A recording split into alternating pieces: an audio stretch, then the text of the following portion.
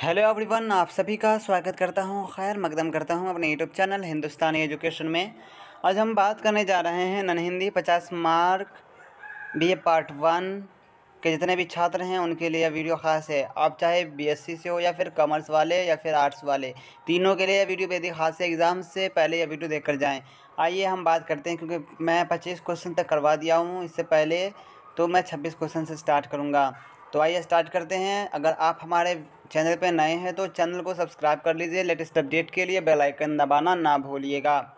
तो 26वां नंबर में पूछा है कि प्रणभंग काव्य प्रकाशित हुआ तो कब हुआ था, तो इसका जवाब हो जाएगा 1929 ईस्वी में। अगला सवाल है रेणुका काव्य का प्रकाशन हुआ तो कब हुआ था, तो इसका जवाब होगा सन 1935 ईस्वी में। अगला सवाल है दिनकर जी के प्रारंभिक गीतों का पुस्तक रूप में प्रकाशन हुआ, तो जवाब होगा सन 1928 ईस्वी में।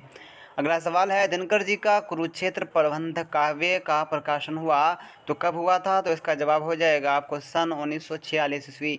अगला सवाल है कामाध्यात्मक सृजन प्रयास दिनकर जी की किस कृति के द्वारा हुआ है, तो इसका जवाब हो जाएगा ऑप्शन नंबर ग यानी उर्वशी।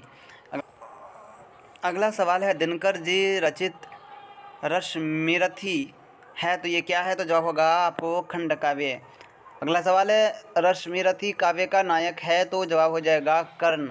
अगला सवाल है रश्मिरथी के कर्ण का चरित्र उद्घाटन हुआ तो कब हुआ था उद्घाटन, तो इसका जवाब हो जाएगा आधुनिक संदर्भ में।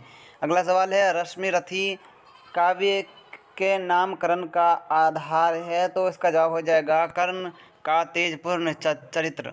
अगला सवाल है रश्मिरथी काव्य में दिनकर जी का उद्देश्य रहा है, तो जवाब हो जाएगा अन्याय का स्वरूप विवेचना। अगला सवाल है रश्मिरथी काव्य में कर्ण प्रस्तुत हुआ तो इसका जवाब हो जाएगा स्वनिर्मित व्यक्ति के रूप में।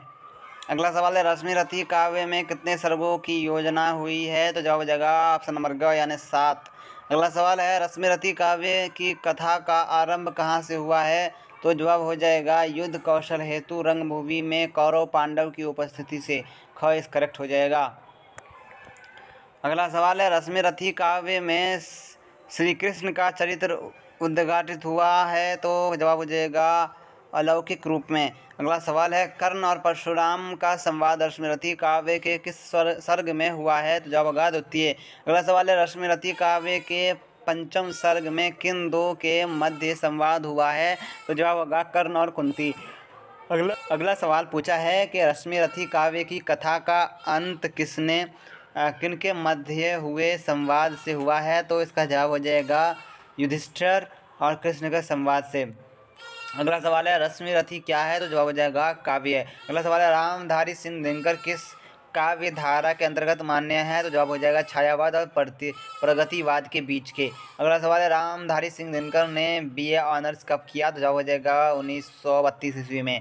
अगला सवाल है कुरुक्षेत्र दिनकर जी का क्या है, तो जवाब हो जाएगा आपको काव्य। अगला सवाल है हुंकार क्या है, तो हुंकार जो है यह एक काव्य है। अगला सवाल है आपको बापू दिनकर जी का क्या है, तो जवाब हो जाएगा आपको काव्य। अगला सवाल है उर्वशी दिनकर जी का क्या है, तो जवाब हो जाएगा काव्य। अगला सवाल है परशुराम की प्रतीक्षा क्या है, जवाब हो जाएगा काव्य।